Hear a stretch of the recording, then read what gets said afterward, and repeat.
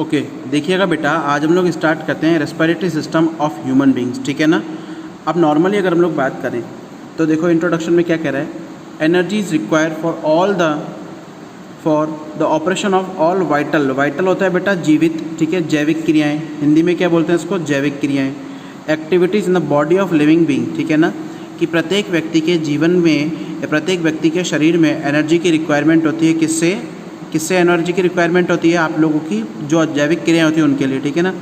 This energy obtain from the oxidation of food. अच्छा, ये energy obtain होती है फ्रॉम द ऑक्सीडेशन। ऑक्सीडेशन होता है बेटा in the presence of breakdown of food in the presence of oxygen, ठीक है। सो रेस्पिरेशन इज अब रेस्पिरेशन जो है वो बायोकेमिकल प्रोसेस है। कैसा प्रोसेस है, is a biochemical process in which, जिसमें एनर्जी जो है, एनर्जी वाटर एंड CO2, ठीक है, energy water and CO2 are obtained due to oxidation of food present in the living cells, ठीक है ना। जिसमें क्या है, आप लोगों का एनर्जी वाटर और CO2 जो है वो बनते हैं, किसके थ्रू बनते हैं, ठीक है, ठीक है। तो रेस्पिरेशन क्या है बेटा, इज़ अ बायोकेमिकल प्रोसेस। वो एक बायोकेमिकल प्रोसेस है इन विच एनर्जी, जिसमें energy water and carbon dioxide are obtained, वो सारे बनते हैं, किसके थ्रू बनते हैं, due to oxidation of food, ठीक है, present in the living cell. This energy is stored as a chemical energy form, और ये एनर्जी किस फॉर्म में रहती है, केमिकल के फॉर्म में रहती है, of ATP and CO2 and carbon dioxide, okay. अब रेस्पिरेशन के दो टाइप हैं, एक्सटर्नल और इंटरनल। एक्सटर्नल को आप लोग एक्सपिरेशन भी बोलते हो, ठीक है, और इंटरनल को आप लोग सेलुलर रेस्पिरेशन भी बोलते हो, ठीक है। एक्सटर्नल का दूसरा नाम बेटा ब्रीदिंग भी है, ओके। सुनना मेरी बात, एक्सटर्नल क्या कर रहा है, the process related to absorption of oxygen, ठीक है, कि वो प्रोसेस है related to absorption of oxygen, जो कि ऑक्सीजन के एब्जॉर्प्शन से रिलेटेड है, फ्रॉम द एनवायरनमेंट से, एंड रिमूवल ऑफ CO2, और CO2 का removal by the cells of the animal is called external respiration, ठीक है ना। अब एक्सटर्नल का मीनिंग क्या है, कि वो प्रोसेस जिसमें जनरली क्या हो रहा है, आप लोगों को मैं बात बताऊं कि आप लोग एनवायरनमेंट से ऑक्सीजन ले रहे हो और इंटरनल आपकी बॉडी से आप क्या कर रहे हो, CO2 को बाहर छोड़ रहे हो, ठीक है ना। अब इस मैनर में exchange of O2 and CO2, अब इस तरीके से जो एक्सचेंज है ऑक्सीजन और CO2 का take place between the environment, जो एनवायरनमेंट के बीच में हो रहा है, एंड द सेल्स, और सेल्स में, it is also called breathing. इसे आप लोग क्या बोलते हो, ब्रीदिंग प्रोसेस बोलते हो। क्या बोलते हो, ब्रीदिंग एंड वेंटिलेशन। वेंटिलेशन को बोलते हैं बेटा हिंदी में संवातन। क्या बोलते हैं, संवातन। It is a physical process. ये कैसा प्रोसेस है बेटा, फिजिकल प्रोसेस है। कैसा है, फिजिकल प्रोसेस है, ठीक है। फिर आता है इंटरनल और सेलुलर रेस्पिरेशन। इंटरनल की अगर हम लोग बात करें तो ये क्या करें कि the process related to the use of oxygen, कोई वो प्रोसेस जो कि ऑक्सीजन के यूज से रिलेटेड है, ठीक है, and production of CO2 carbon dioxide by and ATP by the living being, ठीक है भाई, जिसमें ऑक्सीजन का यूज कर रहे हो आप लोग, किसको तोड़ने के लिए, फूड को तोड़ने के लिए, किसमें, फूड को आप लोग तोड़ने के लिए, किसमें, CO2 और एनर्जी क्या होती है, ATP होती है, ठीक है। इज कॉल्ड इंटरनल और सेलुलर रेस्पिरेशन। अच्छा, इंटरनल तो ठीक है बोल दिया, सेलुलर क्यों बोला, क्योंकि ये रिएक्शंस किस में हो रही है बेटा, सेल्स के अंदर हो रही है, ठीक है। इंटरनल और cellular respiration are of two type. ये दो टाइप के होते हैं बेटा, कौन कौन से हैं, पहला एरोबिक, दूसरा है anaerobic. When cellular respiration is take place in the presence of oxygen then it is called aerobic, यानी एयर की प्रेजेंस पे, ऑक्सीजन की प्रेजेंस पे, उसे आप लोग क्या बोलते हो, एरोबिक बोलते हो। अच्छा, एनारोबिक क्या है, जब एयर की एब्सेंस में हो रहा है, व्हेन द सेलुलर रेस्पिरेशन, जब सेलुलर रेस्पिरेशन जो है take place in the absence of O2, वो O2 की एब्सेंस में हो रहा है, इसे आप लोग क्या बोलते हो, एनारोबिक रेस्पिरेशन बोलो। क्या बोल रहे हो, एनारोबिक रेस्पिरेशन, ठीक है, क्लियर है। अब नेक्स्ट टॉपिक आपके पास आता है respiratory organs and respiratory system in humans, ठीक है ना। भाई ऑर्गन कौन कौन से हैं और ह्यूमन किस तरीके से काम कर रहे हैं, ठीक है, तो इसकी बात कर रही है, ओके। अब सुनिएगा क्या कह रहा है ये, in human well developed respiratory organs, ठीक है ना, well developed respiratory organs and respiratory systems is found for the gaseous exchange. Human में बेटा एक वेल डेवलप्ड, अच्छी तरीके से developed respiratory organ and respiratory system, ठीक है, रेस्पिरेटरी ऑर्गन और रेस्पिरेटरी सिस्टम पाए जाते हैं for the gaseous exchange, gas के एक्सचेंज के लिए। The respiratory system consist of, अब रेस्पिरेटरी सिस्टम किससे बना हुआ है, एक्सटर्नल लेयर। अब एक्सटर्नल लेयर मतलब नाक के जो छिद्र है, बाह्य नासा छिद्र, ठीक है, नोस्ट्रल्स नासा छिद्र बोलते हैं उसको, nasal cavity, नेजो pharyngeal cavity, larynx, trachea, bronchi and lungs. ठीक है, ये पूरे के पूरे बेटा इसमें ऑर्गन है, क्लियर है ना। अब lungs are the main respiratory organ in the human, फेफड़े जो मुख्य श्वसन अंग है बेटा। ठीक है, रेस्ट ऑफ द स्ट्रक्चर, अच्छा लंग्स को छोड़कर बाकी बचे हुए, रेस्ट ऑफ द बाकी बचे हुए जो है वो रेस्पिरेटरी ट्रैक्ट बनाते हैं। क्या बनाते हैं? रेस्पिरेटरी ट्रैक्ट बनाते हैं। क्लियर है? क्लियर है? आगे देखो क्या कह रहा है ये, alveoli present in the lungs. अच्छा लंग्स में जो प्रेजेंट है एल्वियोलाई है, work as a respiratory surface, वो रेस्पिरेटरी सरफेस की तरह काम कर रहा है। ठीक है, श्वसन सतह। One pair of external layers, अच्छा हमारा जो बॉडी है, one pair of external layers यानी कि नाक के अंदर एक छेद, नाक के अंदर एक पेयर होता है छेद का, these are the external aperture of the respiratory system of the humans, यानी कि ये बाहर से दिखाई देता है ह्यूमन रेस्पिरेटरी सिस्टम में। The hair found in nostrils, nostrils के अंदर हेयर होते हैं, एंड स्पाइरल बोन्स, और एक सर्पिलाकार हड्डी होती है of the nasal passage, which are covered by the mucus membrane, जो किससे कवर्ड रहती है बेटा? म्यूकस मेम्ब्रेन से। फिल्टर, जो फिल्टर करती है, छानती है द एंटरिंग एयर, यानी कि जो एयर उसमें एंटर करती है उसको। Air is hot and the moist in the nasal cavity, nasal cavity में बेटा एयर जो है वो हॉट और मॉइस्ट हो जाती है। Macroscopic particles present in the air blocked by the mucus. ठीक है, अच्छा एयर में बेटा बड़े जो पार्टिकल्स हैं वो क्या करते हैं? उन बड़े पार्टिकल्स को ब्लॉक करता है कौन? म्यूकस जो है वो एयर में जो प्रेजेंट बड़े पार्टिकल्स हैं उनको ब्लॉक करता है। ठीक है, एंट्री को, and prevent them from going into the lungs, और उन्हें रोकता है किस में जाने के लिए? लंग्स में जाने के लिए। The nasal passage is made up of nasal, अच्छा अब आगे बोल रहा है बेटा नेजल पसाज जो है is made up of nasal premaxilla. अच्छा इसमें 3 बोन होती है, कौन कौन सी बोन होती है? प्रीमैक्सिला, मैक्सिला एंड इथेमॉइड बोन्स, 3 हड्डियां होती हैं नेजल पसाज में बेटा, प्रीमैक्सिला, मैक्सिला और इथेमॉइड। ठीक है ना, ethmoid. Okay, nasal cavity open into the nasopharynx through the internal nares. ठीक है ना, नेजल कैविटी जो है वो नेजोफेरेनिक्स में जाती है, किसमें? इंटरनल नेयर्स के फॉर्म में। ठीक है ना, the incoming air goes back, और इनकमिंग एयर जो है वापस आती है टू द लैरिंगोफेरेनिक्स। ठीक है, लैरिंगोफेरेनिक्स बेटा क्या है? नॉर्मली वो हिस्सा है जहां पर आप लोगों का एपिग्लॉटिस होता है। अच्छा लैरिंगोफेरेनिक्स जॉइंस द ट्रेकिया, लैरिंगोफेरेनिक्स क्या करता है? ये आपकी ट्रेकिया श्वास नली को जोड़ता है किसे? लैरिंक्स से। और लैरिंक्स जो है स्ट्रक्चर लाइक ट्रायंगुलर चैम्बर, ये बेटा इस तरीके का एक ट्रायंगल के फॉर्म में यूं ऐसा चैम्बर होता है। ठीक है ना, ये क्या करता है? दैट अब जो किससे है? जिससे the cartilage give the support of wall of larynx. ठीक है ना, और कार्टिलेज क्या है कि लैरिंक्स की वॉल को सपोर्ट करता है। इन दिस, इसके अंदर the main cartilage are thyroid. ठीक है ना, अब कार्टिलेज मेन कौन कौन से होते हैं? थायराइड।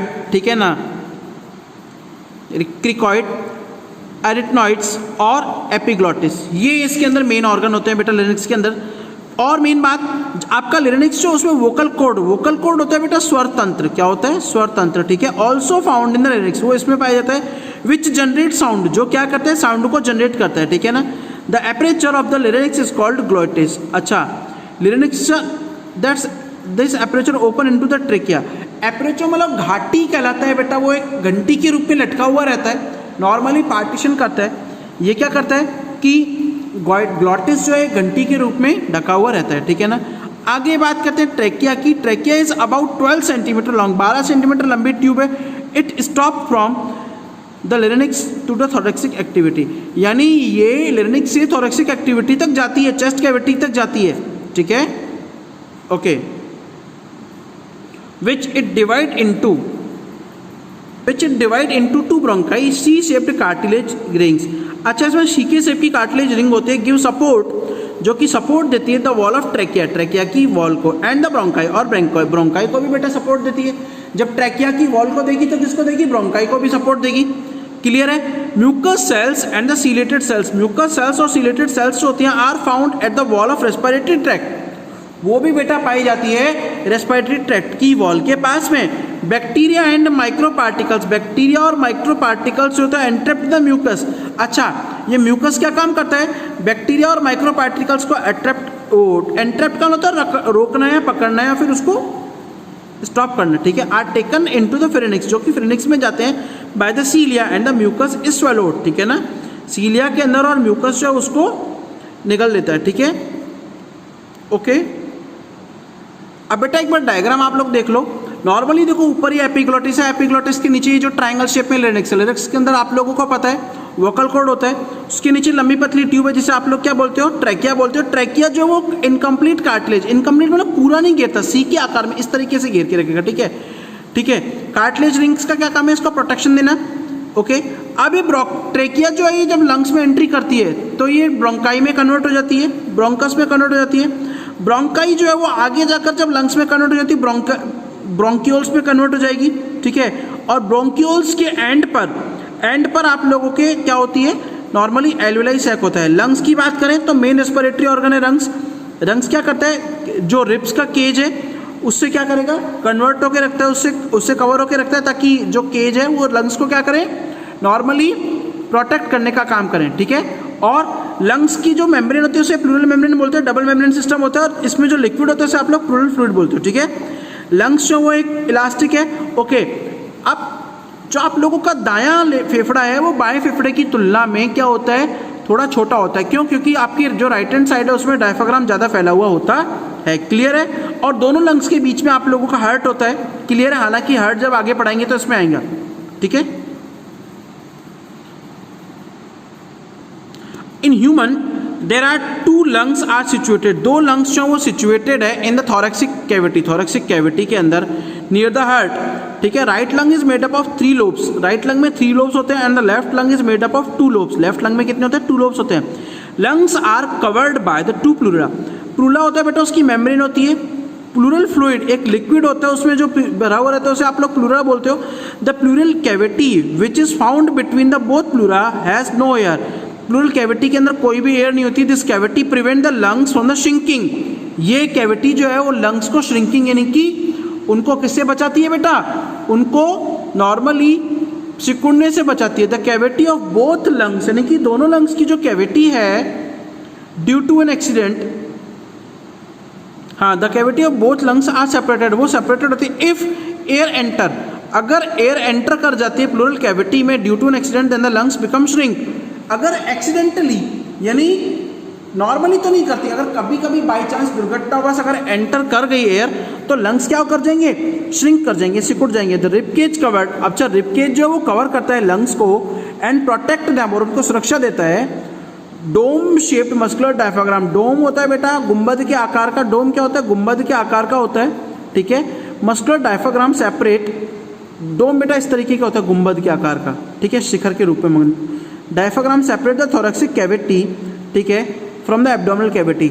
अच्छा, अगर आपके पास क्वेश्चन आए कि एब्डोमिनल कैविटी से थोरैक्सिक कैविटी को कौन सेपरेट करता है, डायफ्राम, ठीक है।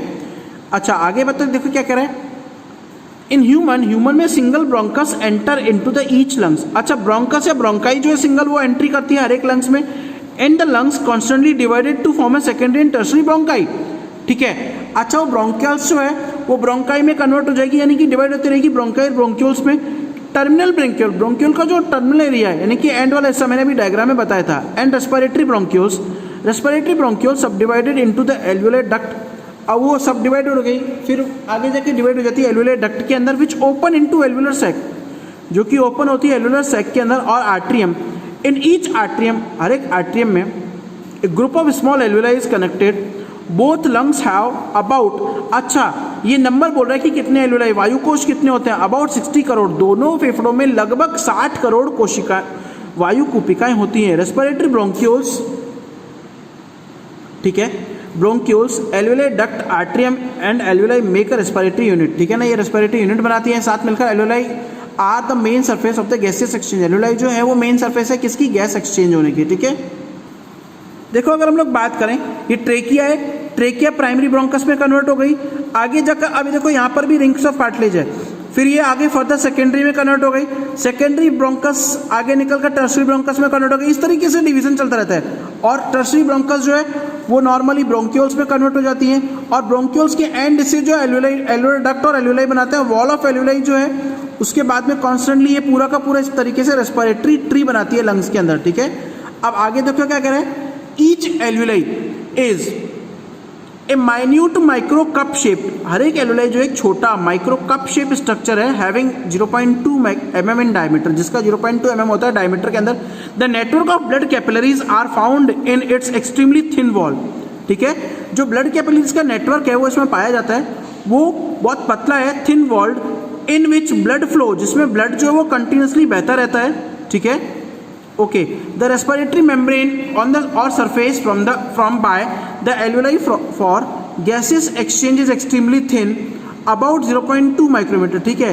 अब वो उस ट्यूब की बात कर रहा है कि रेस्पिरेटरी मेम्ब्रेन की जो बहुत पतली होती है जिसका 0.2 माइक्रोमीटर डायमीटर है, ठीक है ना। Respiratory membrane is formed by the alveoli epithelium, inner membrane of the cells and the basement present in the middle. The wall of alveoli is made up of squamous epithelium, जो alveoli की wall है squamous epithelium से बनी हुई है। The wall of alveoli is made up of squamous epithelium. The bronchus and the bronchi are lined by the ciliated epithelium. अच्छा, bronchus और bronchial जो है वो किससे जुड़ी रहती है बेटा? ciliated epithelium से जुड़ी हुई रहती है। क्लियर है? क्लियर है ना बेटा? ओके, अब आगे चलते हैं हम लोग मैकेनिज्म ऑफ रेस्पिरेशन के ऊपर, ठीक है। नॉर्मली जो रेस्पिरेशन की मैकेनिज्म है उसमें दो प्रोसेस आते हैं। पहला प्रोसेस आप लोगों का इंस्पिरेशन, दूसरा एक्सपिरेशन। इंस्पिरेशन को आप लोग अंत्यश्वसन बोलते हो, ठीक है, और एक्सपिरेशन को आप लोग उच्छ्वासन बोलते हो, ठीक है ना।